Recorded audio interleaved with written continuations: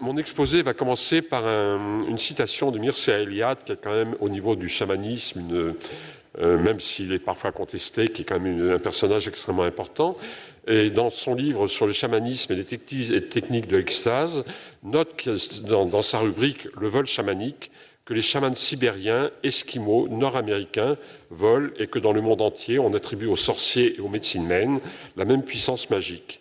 On a donc déjà dans ce cours exposé la cohabitation du terme chaman et sorcier qui va apparaître dans cet exposé. Le terme de chaman est apparu assez tardivement, vers 1672, dans l'autobiographie de Vakoum Petrovitch, et nous nous trouvons confrontés à une quantité de termes s'appliquant à ce rituel, semblant identiques, qui nous contraignent parfois à faire des rapprochements qui ne sont pas sans risque. Le chaman sibérien chevauche son tambour, orné sur la peau de figures symboliques représentant son microcosme, lui permettant de le transporter dans ses voyages mystiques. On retrouve la même représentation chez les chamans Kammagar du Népal sur cette photographie d'Anne de Salle. La diffusion de ces pratiques dans toute l'Eurasie est particulièrement importante. En 1951, Eric Robertson Dodds, dans une étude sur les Grecs de l'Antiquité, notait que Platon a croisé la tradition du rationalisme grec avec des idées magico-religieuses dont les origines les plus lointaines appartiennent à la culture chamanique nordique. Et on rejoint ce que disait tout à l'heure Michael. Succédant à Michael Martin, donc, qui vient de faire un exposé sur la tradition du Eros Aner et d'Apollonios de Tyane, exposé dont j'ignorais tout, je ne vais pas parler du chamanisme en Grèce, mais je noterai cependant que l'on y trouve des premiers textes écrits concernant le voyage de l'âme. Ce sont de plus des écrits des plus grands philosophes et penseurs de l'Antiquité. Le rayonnement de la culture grecque dans cette zone étant particulièrement importante, il semble évident que les constats qui ont été faits de ces phénomènes débordent largement les zones d'influence. Sous une autre appellation, les druides, donc, nous trouvons une autre catégorie de personnages ayant des pratiques que l'on pourrait rapprocher des pratiques grecques, des chamans.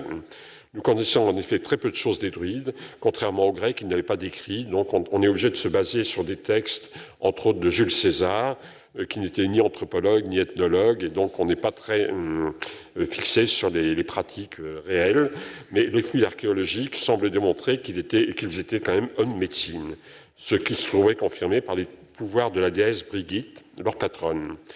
Il est cependant à noter qu'ils emploient des balais engenés auxquels on prêtait des pouvoirs magiques nombreux, en particulier de protection et de purification. On retrouvera plus tard ces balais chevauchés par les sorcières.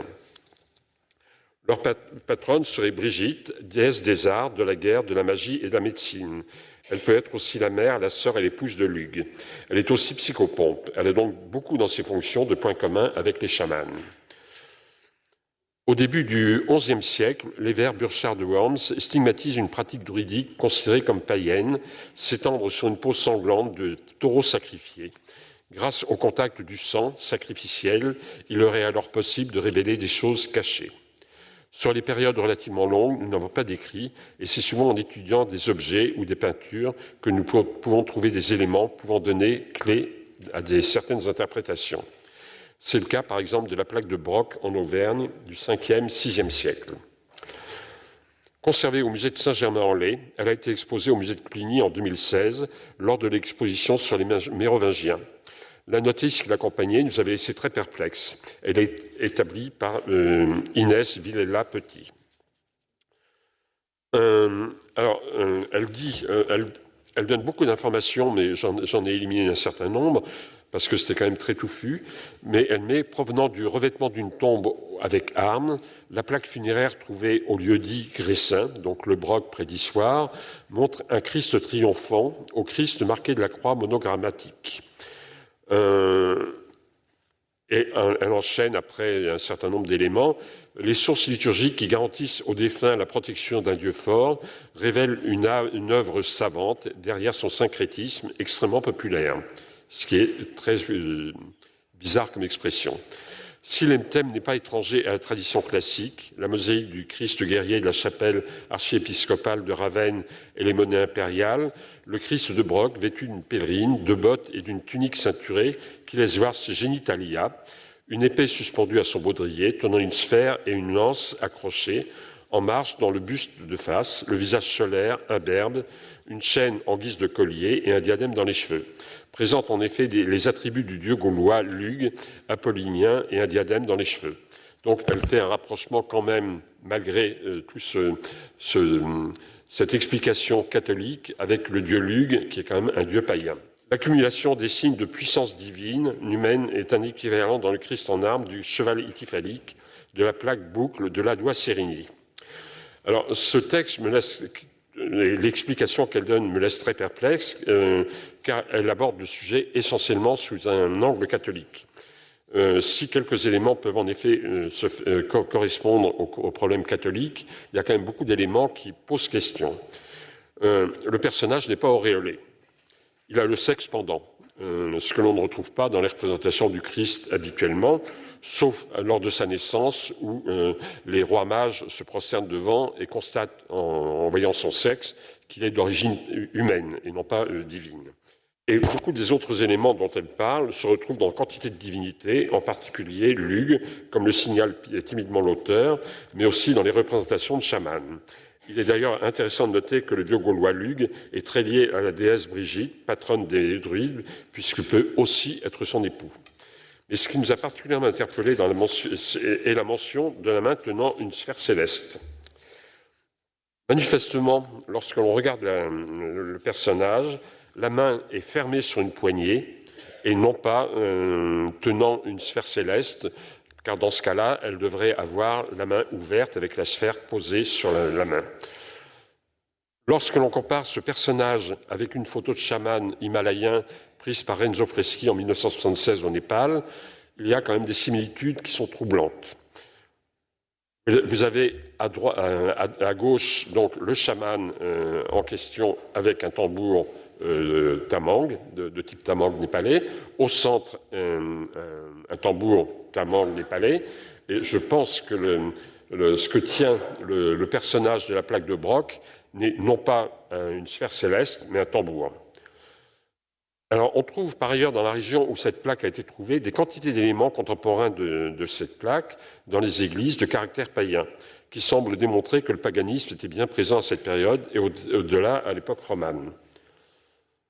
On a par exemple à l'église Saint-Pierre de Nant une tête de taureau. Et alors on pourrait penser que c'est un symbole des évangélistes, mais c'est le seul élément qui est représenté, donc c'est manifestement un élément païen. On a ici un personnage que je ne vois pas très catholique dans son interprétation,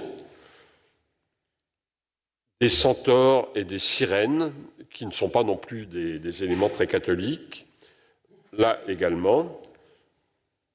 Tout ça sont des éléments de caractère païen qui remontent à l'Antiquité, en fait, et que les compagnons perpétuent de siècle en siècle. Alors, cette sculpture est très intéressante. Elle avait été publiée dans un Connaissance des Arts de 1976, et déjà à l'époque, ça m'avait laissé perplexe, car l'auteur de l'article fait référence pour le motif de ce chapiteau à d'antiques légendes aujourd'hui oubliées, ignorant manifestement ce qu'est une fellation. Parce que je ne vois pas ce que c'est très catholique comme type de chapiteau. Alors, donc, je pense que les compagnons œuvrant sur ces monuments semblent bien perpétuer des traditions plus anciennes, donc païennes. Le rapprochement de l'auteur, donc, quand elle parle de la plaque de Broc avec la plaque de Broc avec le Christ en armes au cheval ityphalique de la plaque de Ladois Sérigny, nous amène également à remettre en cause son interprétation. Voici la plaque. Elle représente un personnage hirsute, brandissant des objets, flèches et haches.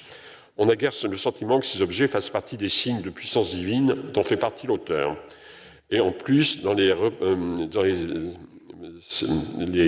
interventions précédentes, on parle justement de la hache qui est liée à un problème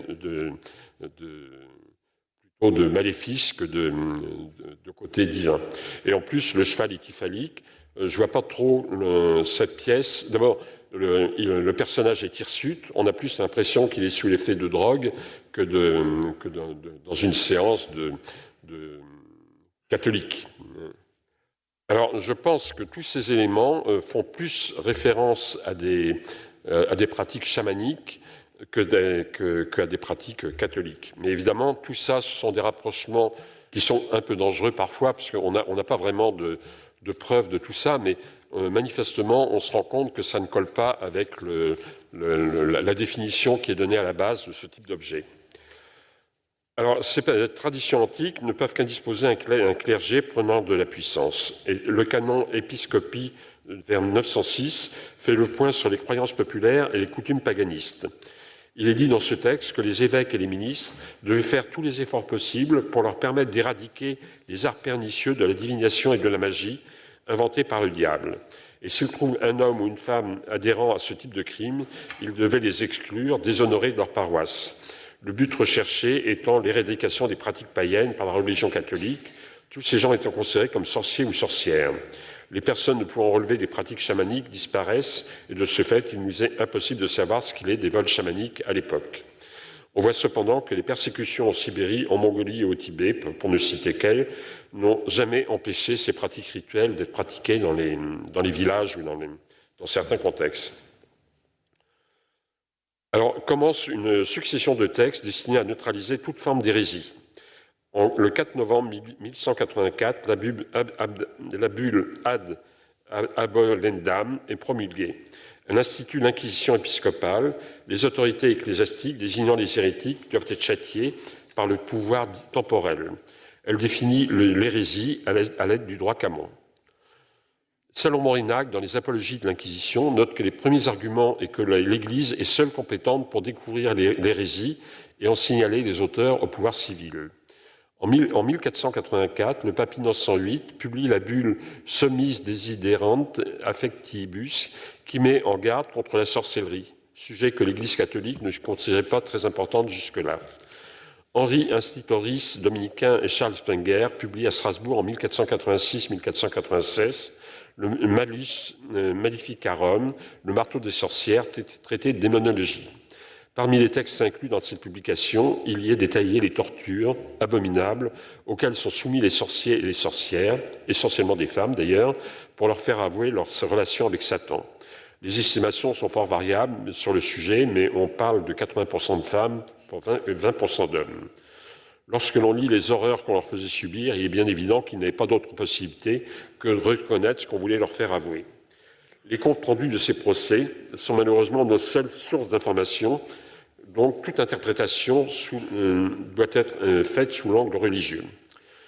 Pour discréditer ces sorcières, on les a ridiculisées en leur faisant chevaucher leur balai, objet lié à la saleté et au quotidien. On émine de ce fait l'aspect spirituel attaché au tambour de chaman.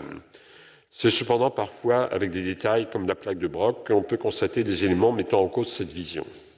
Dans le livre « Le champion des dames » de 1440, Martin Lefebvre présente des sorcières chevauchant leur balai. Les gravures de l'époque font souvent état de ces chevauchements, le bouc pouvant se substituer au balai. On le retrouve ici dans une gravure de Balding de 1510, de Dürer de 1500, de Molitor de 1489 et de Goya de 1797. Et là, ce sont des peintures, des dessins qui sont liés au rituel du nord de l'Italie, dont je vais parler dans un instant. L'abondance de ces gravures dans différents lieux et milieux démontre que le sujet était toujours d'actualité. Plus récemment, 2 chercheurs ont fait des rapprochements entre les traditions païennes et le chamanisme. Dans le Frioul, Carlo Ginzburg, dans son livre sur les batailles nocturnes, note que les Benedenti, membres d'un culte agraire du Frioul du nord de l'Italie, présentent des similitudes avec les chamans. Il note par ailleurs, de toute façon, sur la base de cet étonnant parallèle livonien, on peut affirmer l'existence d'une liaison non analogique mais réelle entre Benedenti et chaman. Les extases, les voyages dans l'au-delà à cheval sur des animaux ou sous forme d'animaux, de loups, papillons, on a beaucoup parlé de papillons aussi dans les autres interventions, rats au Frioul pour récupérer les semences de blé ou assumer au moins la fertilité des champs. La participation aux processions des morts qui confère aux Benedenti des vertus prophétiques et visionnaires, tous ces éléments se situent dans un cadre cohérent qui rappelle immédiatement les cultes des chamans. Cet argument est repris par Bertrand Help, qui avait été commissaire de l'exposition sur les maîtres du désordre au musée du Quai Branly, qui note que, concernant les écrits de Gainsbourg, qu'il y a tout lieu d'associer les loups-garous nordiques aux bons magiciens des batailles nocturnes du Frioul italien. Ces figures procédant d'un très vaste fond à demi effacé des croyances chamaniques. Cela nous renvoie à des traditions chamaniques germaniques et aux dieux Odin et Wotan. Il ressort à travers ces témoignages sélectionnés parmi une abondante documentation que les chamans et leurs vols sous les formes diverses ont traversé les siècles. Je conclurai donc par une déclaration d'un chaman Touva de Sibérie à Charles Stefanov. Vous avez des chamans en France, mais vous ne savez pas les voir. Alors peut-être qu'à l'issue de cette journée, saurons-nous par quel moyen il a pu avoir cette connaissance. Je vous remercie.